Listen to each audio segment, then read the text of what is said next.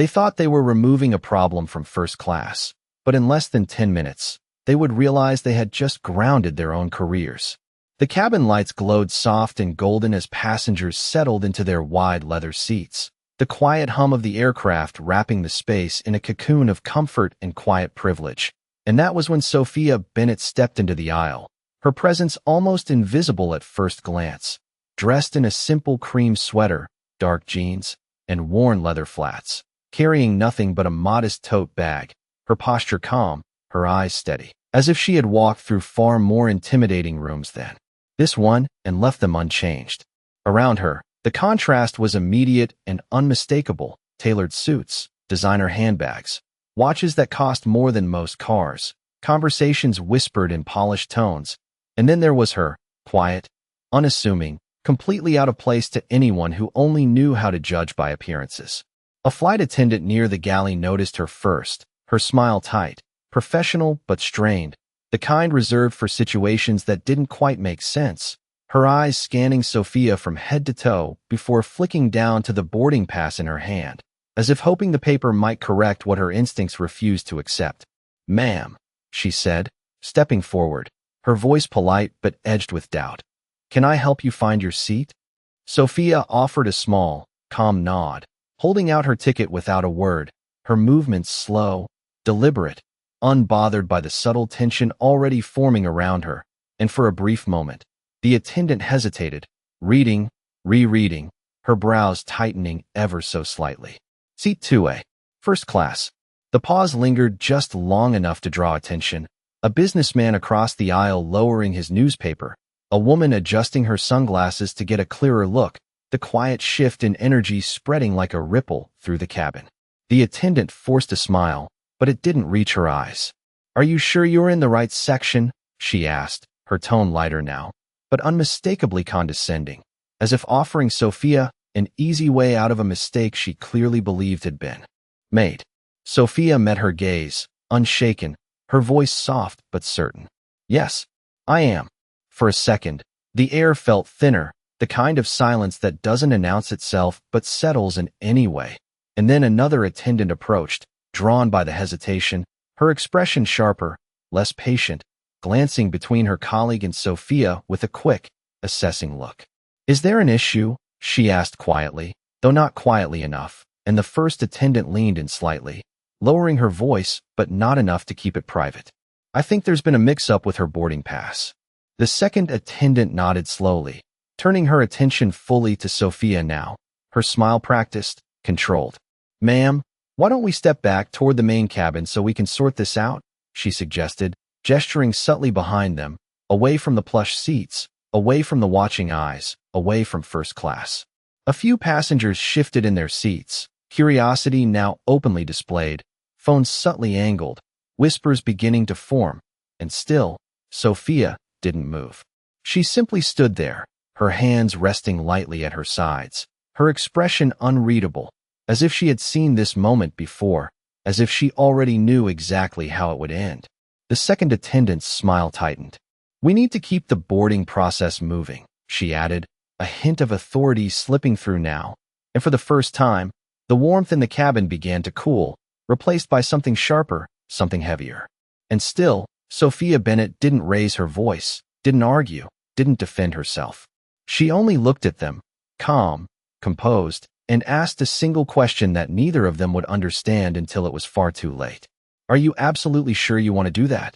The question hung in the air longer than anyone expected, not loud, not aggressive, but heavy in a way that made the second attendant pause just for a fraction of a second before her expression hardened again, professionalism snapping back into place like armor. "Yes, ma'am," she replied, her voice now firm, no longer pretending. "I am absolutely sure." The words landed with quiet finality, and with them, the unspoken decision was made. Around them, the cabin had shifted from mild curiosity to full attention, conversations fading, eyes turning, a subtle but undeniable tension settling over the polished interior. The first attendant glanced toward the boarding door, then back at Sophia, lowering her voice but not enough to escape the growing circle of listeners. "If you could just step this way, we will resolve this quickly," she said, her hand gesturing again toward the narrow aisle that led away from first class, away from the wide seats and soft lighting, toward the crowded rows beyond. A man in a navy suit leaned slightly toward his companion, whispering something under his breath, his lips curling in quiet amusement, while another passenger lifted her phone just a little higher, pretending to scroll while clearly recording every second. Sophia noticed all of it, the glances, the judgment, the subtle satisfaction some people seem to take in watching someone be corrected, and still, her expression did not change. She did not rush, did not argue, did not even sigh.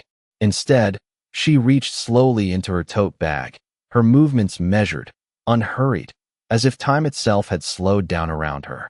The attendants watched closely, their patience thinning, expecting perhaps a second ticket, a correction, an explanation that would justify their doubt. What Sophia pulled out instead was her phone. She looked at the screen for a brief moment, her thumb hovering, then typed a short message, no more than a few words, before slipping the phone back into her bag as calmly as she had taken it out. The second attendant let out a quiet breath, clearly unimpressed. "Ma'am, we really do not have time for this," she said, her tone sharper now, the politeness fading into something more authoritative. "You need to come with us now, or we will have to escalate this situation." The word escalate carried weight, drawing another ripple of attention through the cabin, and somewhere near the front, a senior crew member turned his head, sensing the shift in atmosphere. Sophia finally moved, but not in the direction they expected. She took a single step forward, closer to her assigned seat, her gaze steady, her voice calm enough to cut through the tension without raising it. "I am already where I belong," she said simply. The statement was not loud, yet it seemed to echo, the kind of quiet certainty that made people uncomfortable because it left no room for negotiation. The second attendant's jaw tightened, and without another word, she turned toward the front of the aircraft, signaling to a colleague. Within seconds, a supervisor appeared, his presence more formal, his uniform sharper, his expression carefully neutral but clearly prepared to take control. He glanced briefly at Sophia, then at the attendants, listening to a quick explanation delivered in hushed tones, his eyes narrowing slightly as he processed the situation. Then he looked at Sophia again, this time with the kind of measured scrutiny reserved for problems that needed to be removed quickly and quietly.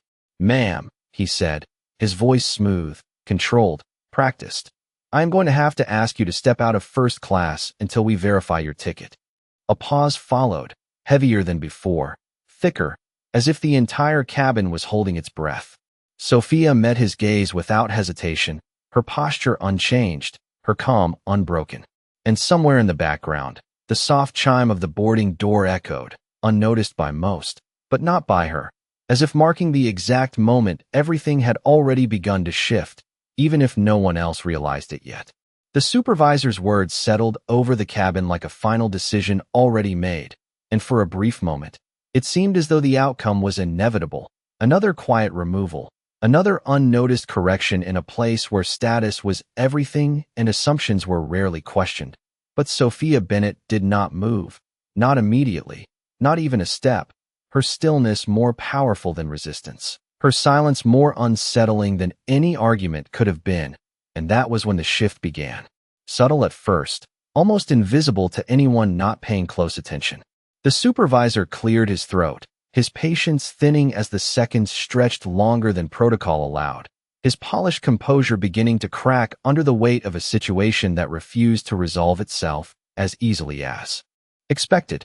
"Ma'am, I am going to need your cooperation," he added, his tone firm but measured, the kind of voice trained to maintain control without raising alarm. Yet the tension behind it was unmistakable now, a quiet urgency creeping in. Around them, the passengers were no longer pretending not to watch. The cabin had fully turned into an audience, every glance sharpened, every whisper carrying just a little farther than before, and somewhere near the aisle, a man adjusted his watch as if timing how long this would take, while another leaned back with a faint smirk, already convinced he knew how this would end. Sophia finally shifted, but not in compliance, not in surrender. Instead, she reached again for her tote bag, her movements slow, deliberate, as if every second mattered in ways no one else could yet understand. And when she looked up, Her eyes met the supervisor's directly, steady, unwavering, holding his gaze just long enough to create a silence that felt heavier than it should have. "I already showed my boarding pass," she said calmly, her voice even, almost gentle, yet carrying a quiet authority that did not match the assumptions being made about her. The supervisor nodded once, though his expression remained fixed, his stance unchanged.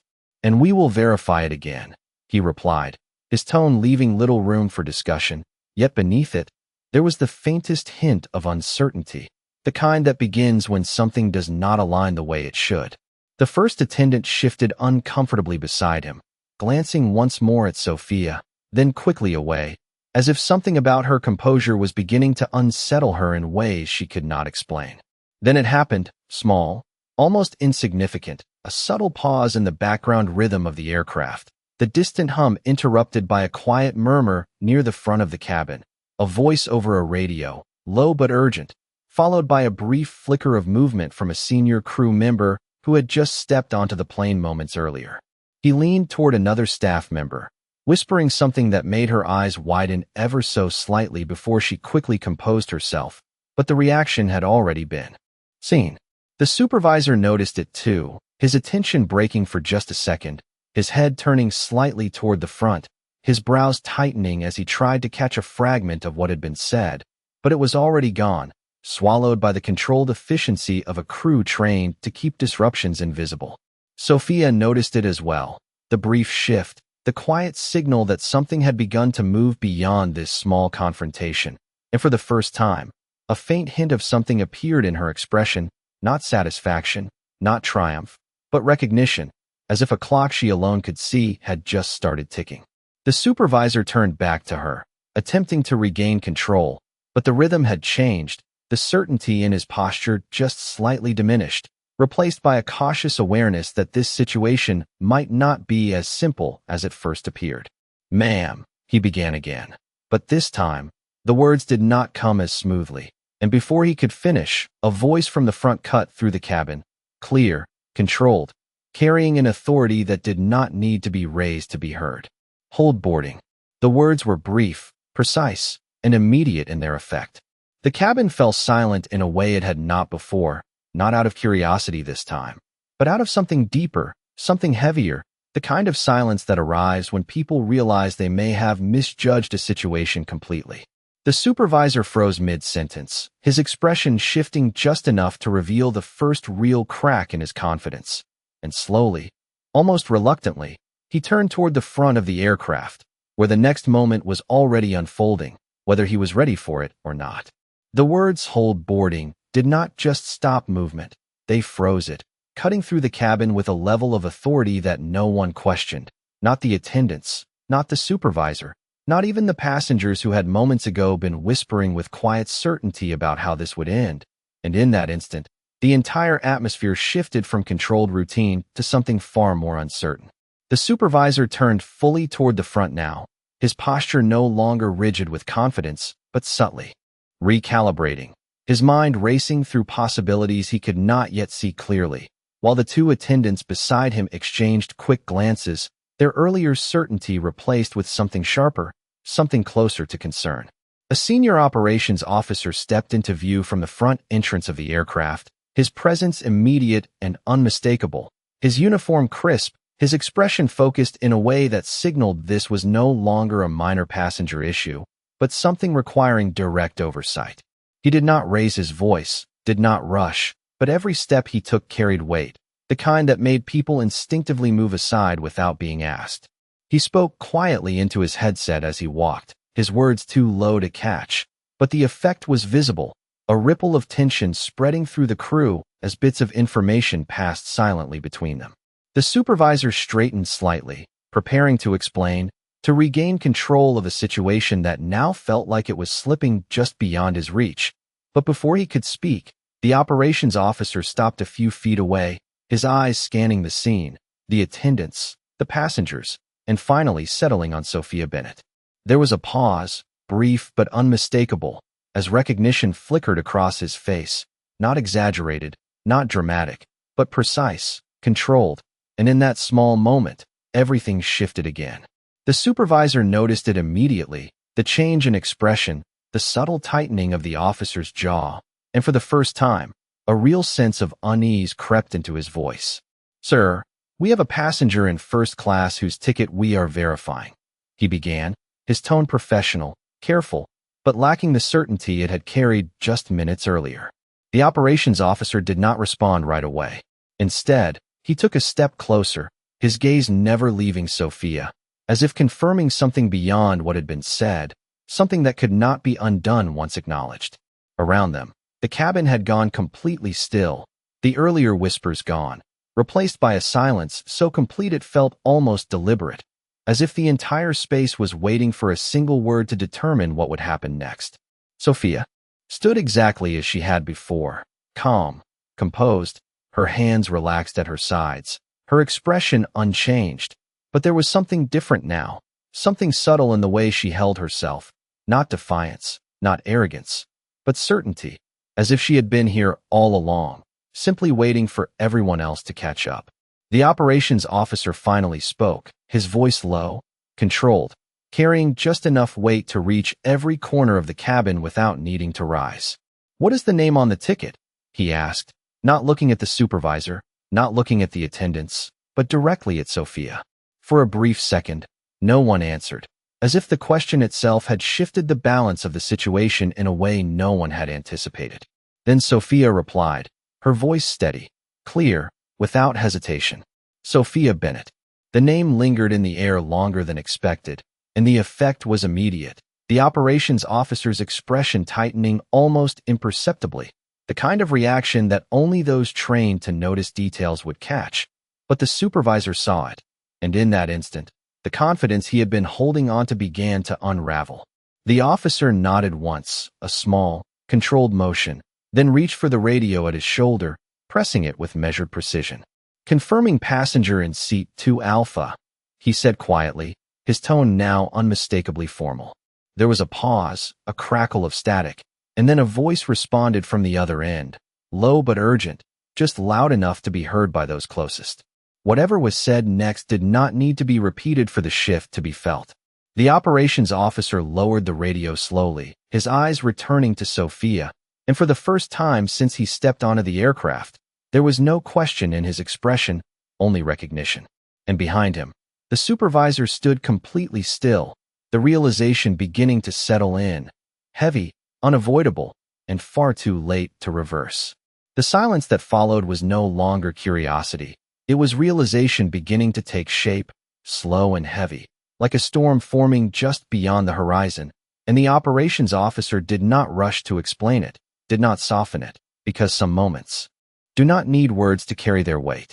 The supervisor stood frozen, his earlier authority now replaced by a careful stillness, the kind that comes when a person realizes they may have already gone too far and cannot yet see how far that distance truly is. The radio in the officer's hand crackled once more, quieter this time, as if the message had already been understood and confirmed beyond question, and when he finally spoke again, his voice carried a different tone, no longer procedural, no longer neutral, but deliberate. "Ma'am," he said, addressing Sophia directly, "we sincerely apologize for the inconvenience." The word inconvenience felt small, almost fragile against the weight of what had just occurred, and it did not go unnoticed. A subtle shift moved through the cabin. The passengers who had once watched with quiet amusement, now sitting a little straighter, their expressions tightening as the narrative they had assumed began to unravel in front of them. The first attendant's face lost its color, her earlier confidence replaced by something far more fragile, her eyes flicking between Sophia and the officer as if searching for a version of this moment that did not exist. The second attendant looked down briefly, adjusting her uniform, avoiding eye contact, her composure slipping just enough to reveal the discomfort beneath. The supervisor cleared his throat, attempting to recover, to step back into control, but the space no longer belonged to him. "If there has been any misunderstanding, we can resolve it immediately," he said, his voice careful now, measured in a way that suggested he was choosing each word with precision he had not needed before. The operations officer did not respond to him. Instead, he took a small step to the side, creating space, a gesture so subtle it might have gone unnoticed if not for what followed. At the front of the aircraft, near the boarding door, movement began again. But this time it was different. Not rushed, not reactive, but purposeful, the kind of movement that signals arrival rather than interruption. A man stepped onto the plane, his presence quiet but unmistakable, dressed in a tailored charcoal suit that fit. With effortless precision, his posture relaxed yet controlled, the kind of composure that does not demand attention but receives it anyway. Conversations did not resume, no one spoke, but every eye shifted toward him, drawn by something they could not immediately define, something that felt important even before they understood why. He did not look around the cabin, did not acknowledge the stairs, his focus already fixed ahead, and as he walked forward, the operations officer straightened slightly, stepping back just enough to allow a clear path, a gesture of respect that did not need explanation. The supervisor noticed it, and that was when the realization deepened, not in a sudden flash, but in a quiet, sinking awareness that the situation had moved far beyond his control. The man continued down the aisle, each step measured, unhurried, until he reached the front of first class, and then he stopped. For a brief second, he said nothing, his gaze settling on Sophia Bennett, and in that moment, the entire cabin seemed to hold its breath again, not in anticipation this time, but in recognition of something they had all failed to see. Sophia looked at him, her expression softening just slightly, not with relief, not with surprise, but with familiarity, the kind that does not need introduction. And when he finally spoke, his voice calm, steady, carrying a quiet authority that filled the space without effort, everything that had been uncertain just moments ago became unmistakably clear. "Sophia," he said, as if nothing else in the room mattered, "I see they have already made their decision." For a brief moment, no one moved, no one spoke, because the weight of that simple sentence settled over the cabin with a clarity that no explanation could soften, and the man standing there did not need to raise his voice or introduce himself, because authority, real authority, does not announce itself, it is recognized. The supervisor's throat tightened as he took a step forward, his earlier confidence now completely replaced by a careful, almost cautious tone. "Sir, we were just in the process of verifying," he began, but the man lifted a hand slightly, not abruptly, not aggressively, just enough to stop the sentence from continuing, and the effect was immediate. The supervisor fell silent midword. The room followed. The man's gaze shifted briefly from Sophia to the crew, his expression calm, composed, but unmistakably firm, the kind of control that comes from never needing to prove it. "I heard enough," he said quietly, his voice even, carrying through the cabin without effort. The first attendant lowered her eyes instantly, her hands clasping together in front of her as if trying to steady herself, while the second attendant took a small step back, her earlier posture gone, replaced by uncertainty that could no longer be hidden. The operations officer remained still, his position slightly behind the man now, no longer leading the situation but deferring to it, and that alone told the entire story to anyone paying attention. Sophia remained exactly where she was, her gaze steady, her expression unchanged except for the faintest softening in her eyes, not out of relief, but recognition of a moment that had fully arrived. The man turned slightly toward her again, his voice lowering just enough to carry only to her, yet still audible in the heavy silence. "You should not have had to ask that question," he said, referring to her earlier warning, and there was no anger in his tone, only quiet disappointment, the kind that carries far more weight than raised voices ever could. Then he straightened, his attention returning to the crew, and the shift was immediate. "Who made the decision to remove her from this seat?" he asked, not loudly, not aggressively, but with a precision that left no room for avoidance. The question lingered for a second, and no one answered right away. The supervisor hesitated, his mind clearly racing, but the silence only made the answer more obvious. "I did," he finally said, his voice controlled but no longer steady, stepping forward as if that alone could restore some measure of authority. The man nodded once, a small acknowledgement, not approval, not acceptance, just recognition.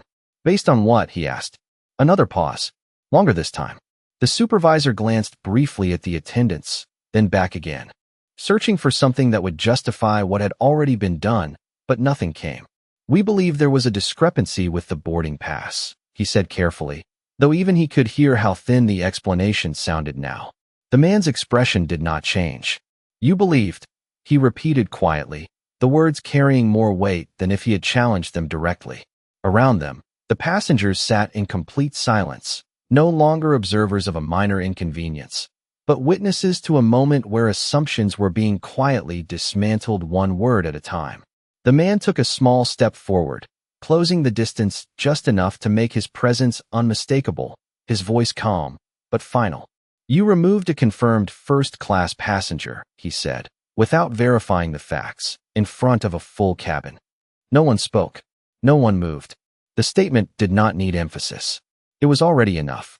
Then, after a brief pause that seemed to stretch longer than it should, he added one final line, the one that shifted everything from misunderstanding to consequence. "Do you know who you asked to leave?" The question did not echo, but it did not need to, because it landed exactly where it was meant to, in the space between certainty and realization. And in that space, the supervisor felt it, the weight of something shifting beyond his control, beyond his understanding, his earlier confidence now reduced to a quiet hesitation that no training could cover. He opened his mouth to respond, but no words came, not immediately, because the answer he could give no longer mattered, and the one he needed was already too late. The man held his gaze for a moment longer, not with anger, not with accusation, but with a calm clarity that made everything else feel unnecessary. And then he turned slightly, just enough to include the entire crew in his line of sight.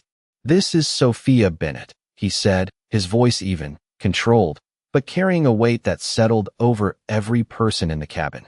The name was no longer just a name now. It was context, it was consequence, and for a brief second, no one reacted, not because they did not hear, but because they were still catching up to what it meant. The operations officer lowered his eyes slightly, a subtle gesture of acknowledgement, while the first attendant's hands tightened together, her knuckles whitening just enough to betray the realization settling in. The second attendant took another small step back, her composure gone entirely now, replaced by something closer to regret. The supervisor remained still, but his expression changed, slowly, almost imperceptibly, as recognition began to form, incomplete at first, then sharper, clearer, until it could no longer be ignored. "She is not just a passenger," the man continued, his voice steady, not raised, but absolute. "She is a founding partner of this airline." The words moved through the cabin like a quiet wave, not loud, not explosive, but undeniable.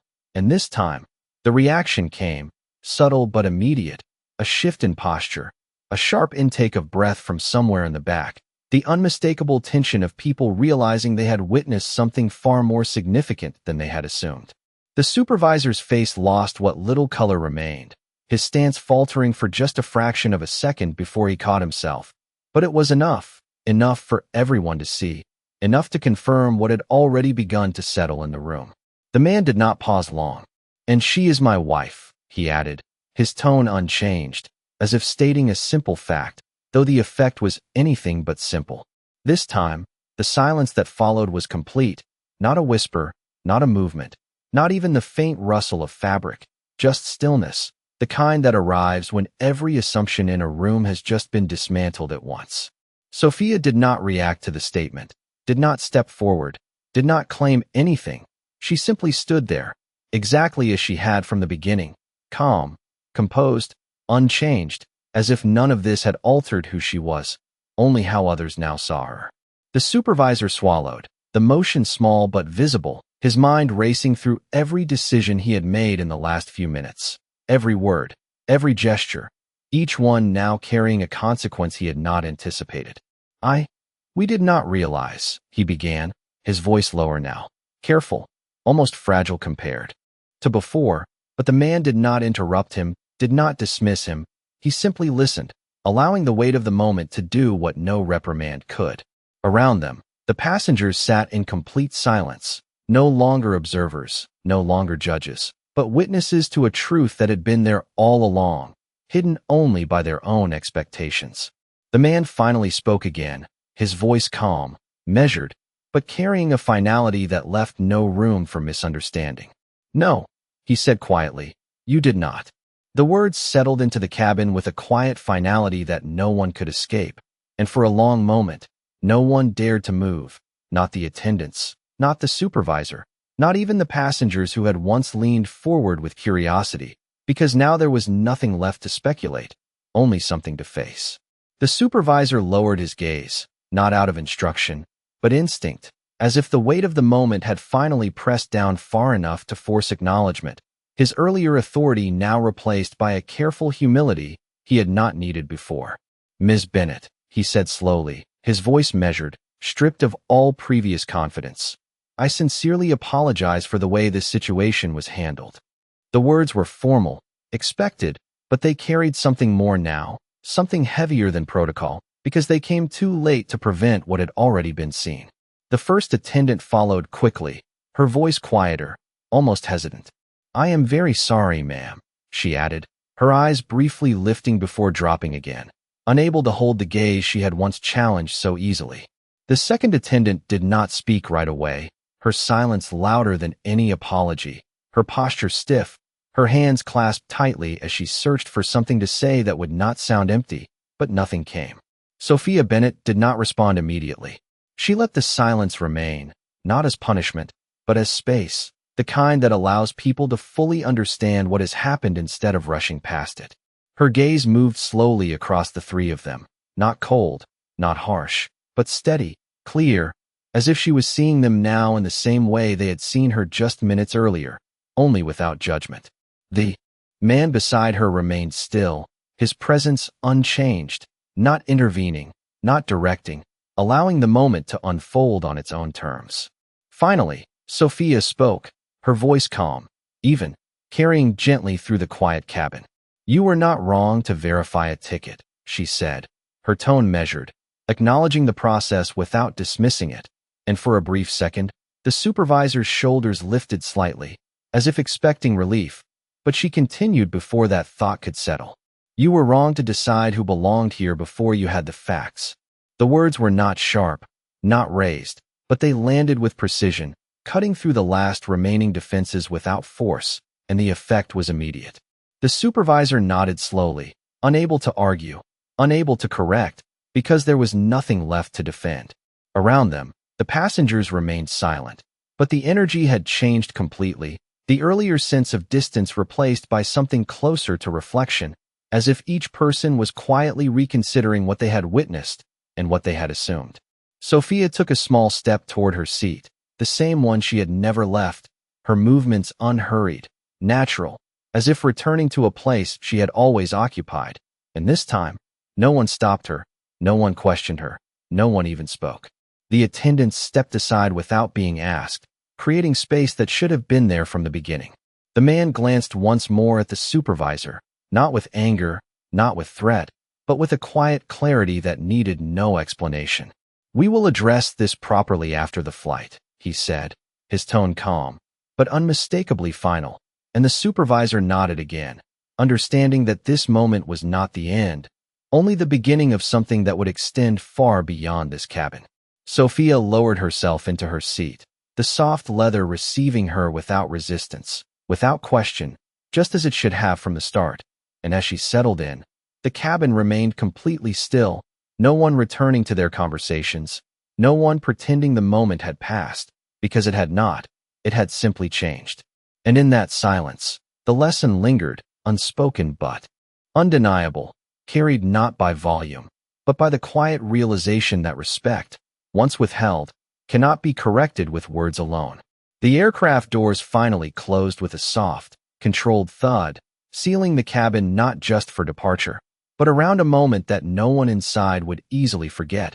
And as the engines began their low, steady hum, the world outside faded, leaving only the quiet weight of what had just unfolded lingering in the air. No one rushed back to their conversations. No one returned to their phones with the same casual detachment as before, because something fundamental had shifted, not loudly, not dramatically, but deeply, in a way that settled beneath the surface and stayed there. The supervisor stood near the front for a moment longer before stepping aside, his posture straighter than before, but no longer rigid, as if he had learned something that could not be unlearned. his earlier certainty replaced by a quiet awareness that would follow him long after this flight landed. The attendants moved with careful precision now, their voices softer, their gestures more deliberate, each action measured, as if they understood that professionalism was not just about procedure, but about perception, about the choices made in moments when no one is watching, and especially when everyone is. Sophia Bennett sat calmly in her seat, her gaze directed toward the window as the runway lights stretched out in long, glowing lines beneath the aircraft, her expression peaceful, unchanged, as if the entire incident had simply passed through her without leaving a mark. And perhaps that was the most striking part of all, not what had been revealed, but what had not changed because of it. The man beside her remained quiet as well, his presence steady, no longer needing to assert anything, because the truth had already spoken for itself. And in that silence, there was no need for further explanation, no need for correction, only a shared understanding that some lessons arrive without warning and leave without permission. As the plane began to move, slowly at first, then with growing momentum, the cabin lights dimmed slightly, and the outside world blurred into motion, but inside, time seemed to stretch just a little longer, as if giving everyone one final chance to sit with what they had witnessed. A passenger who had earlier watched with quiet amusement now stared down at his folded hands, his expression thoughtful, unsettled in a way he could not quite explain, while another lowered her phone completely, no longer interested in recording, because there was nothing left to capture, only something to reflect on. Near the aisle, the first attendant paused briefly before continuing her duties, her movements more careful now, her eyes softer, as if she had begun to see not just passengers, but people, and the difference between the two had never felt more important. The engines roared louder as the aircraft gained speed, pressing everyone gently back into their seats. And in that moment, as the plane lifted from the ground and the city lights fell away beneath them, the silence in the cabin returned, not the tense silence of uncertainty, but a quieter, heavier kind, one that carried understanding instead of confusion. Sophia did not look around, did not seek acknowledgement, did not need validation, because what had mattered had already been made clear, not through confrontation, not through power, but through a simple, undeniable truth revealed at exactly the right moment. And as the plane climbed higher into the darkening sky, leaving the runway far behind, there was nothing left to say, nothing left to prove, only the quiet reminder that in a world so quick to judge, dignity does not demand attention. It simply waits to be recognized. And when it is, the room, no matter how crowded, no matter how certain it once was, falls completely silent.